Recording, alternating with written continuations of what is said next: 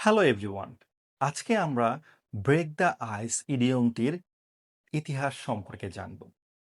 কিন্তু তার আগে বলুন তো ব্রেক দ্য আইস বলতে কি বোঝায়? বরফ ভাঙা নাকি অন্য কিছু? আসলে ব্রেক দ্য আইস বলতে জড়তা কাটিয়ে নতুন পরিবেশে কথা বলা শুরু করাকে বোঝায়। চলুন এখন আমরা ব্রেক দ্য আইস কোথা থেকে এসেছে তার ইতিহাসটা জানব। ব্রেক দ্য আইস মূলত প্রাচীনকালের জাহাজ যাত্রা থেকে এসেছে।